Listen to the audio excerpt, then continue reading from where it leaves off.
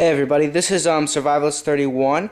I am going to be doing the first segment in my mini-series about your bug-out bag.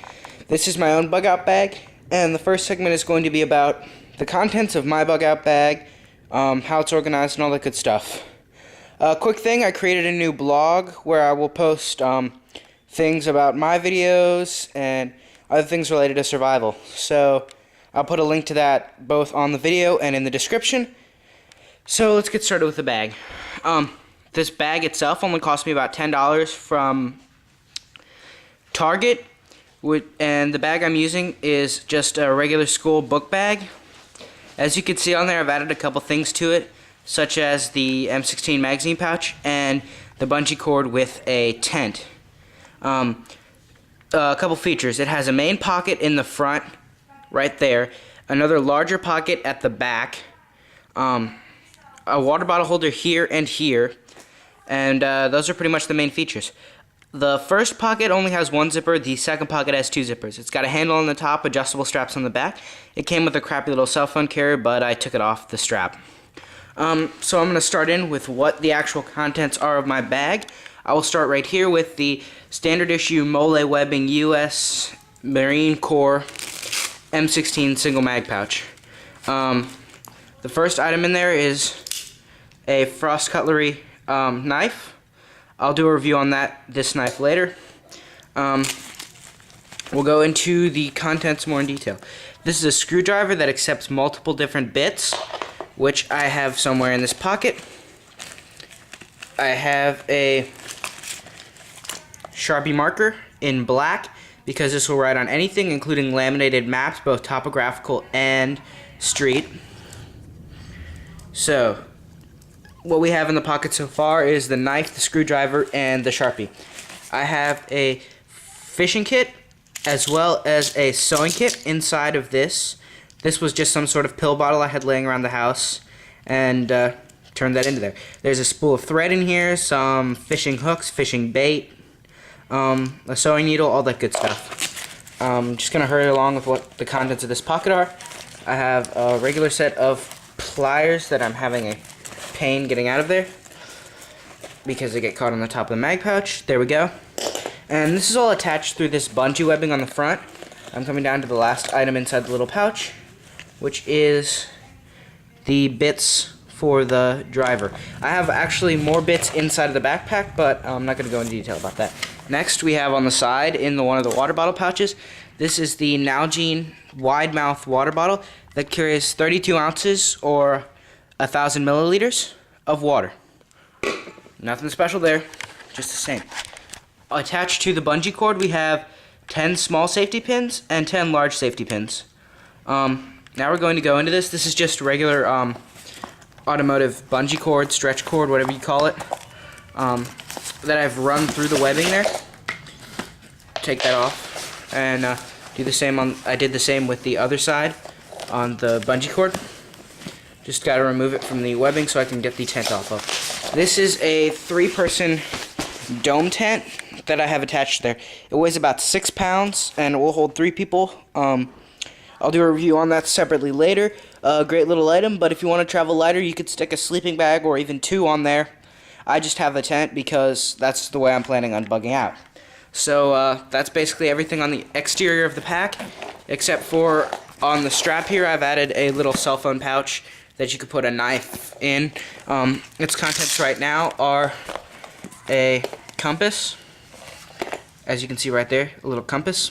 I would normally have that compass in my bug-out bag, and as well, I'd be wearing a wrist compass, which is a button compass attached to your wrist. It is a liquid-filled button compass, and I'll show you that in a later video.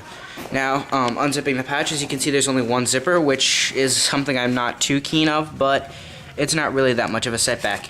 Here we have a little mirror wrapped in some cord so it can be worn around your neck. Not exactly a signaling mirror, you know, but you gotta make do with what you can.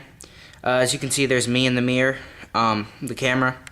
So yeah, that's, if worse comes to worse, you can use that as signaling. This is a Coleman survival blanket, an emergency blanket, you know, 53 inches by 82 inches. you can read the description back there. This is about $2 at the Target. The knives and everything else I've accrued, and that's probably only $10 maybe at most. Here I have 10 more large safety pins and 10 smaller safety pins attached to a keyring lanyard that can be disconnected. You could use that to hold obviously keys or cell phones, an important electronic device, whatever it may be that you would require to be used there.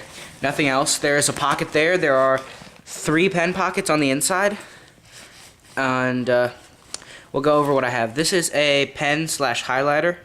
One end's a pen, one end's a highlighter. This, that's my dad's company that he works for. Got this for free laying around the house. Here we have 2 green 10-hour glow sticks right there in the pen holder pockets that are obviously not holding pens. But in the next pocket over is a X-Acto knife that I have crammed in there, and a red Sharpie and a black Sharpie are hanging off of them. Definitely, if you're going to carry a Sharpie, bring black because they're most obviously good color. They're easiest to get. But if you can, get your hands on a bright colored Sharpie. Sorry about the crappy camera work, but I'm up close. This is a first aid essential first aid kit. I'll do a separate review on this later probably. But this thing is jam-packed, instant cold compress, band-aids, first aid, anything you'd pretty much need. That actually has another survival blanket in it. Here we have a nail wrapped with some utility cord, and down at the bottom here we have the little hammer multi-tool I did a video on, the cord lanyards that came with the glow sticks, and 1 large zip tie. I'm going to get more zip ties to go in here, so don't worry, but that's basically all that's in the first pouch. Up to here, which is the larger pouch of the 2, and it has 2 zippers. I put everything in Ziploc bags, as you can see, so that it would be watertight. Just grabbing random things out of here. This is binoculars. Like I said, in a Ziploc, so they're watertight. These are just Bushnell, or Med 4x30 binoculars. They're okay. Not the best in the world, but you know, you pay what you get for. And I label all of the bags with the Sharpies, so I know what items need to be placed back in them. This is all my food-related items. I have 8 ounces of elbow macaroni. Yeah. 2 packets of Earl Grey tea, 2 packets of hot chocolate, and 2 packets of chicken flavoring from Ramen Noodle. Yeah, that's pretty much all that's in there. This is an entire roll of toilet paper that I removed the center tube of. Yes, this is 1 entire roll of double-ply toilet paper made by Charmin.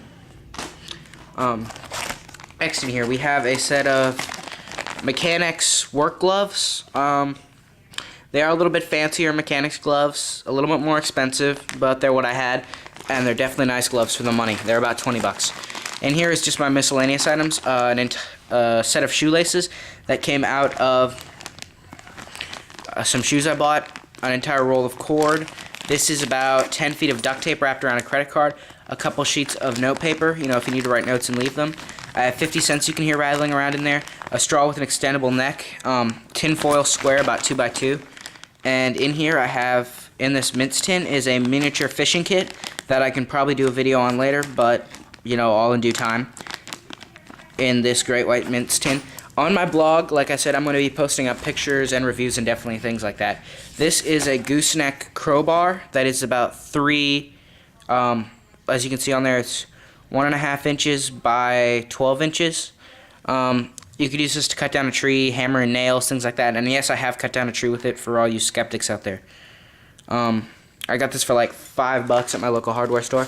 Here we have my Ontario Knives 12-inch machete in just what it came with because I do not have a sheath for it. Nice machete. Great, cheap, only about $10. Got it at my local hardware store. I should post up a review of that later. Inside this bag we have more plastic bags, about 6 Ziploc bags, because you never know when you'll need them. This here is my fire making kit, and on it says light/fire supplies. It has 250 strike-on box matches. In that large box it's got strike anywhere matches up there.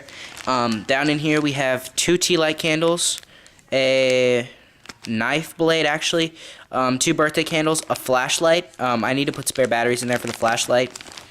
And inside of the little sunscreen pouch is actually about 10 strike on box matches and about 5 strike anywhere matches.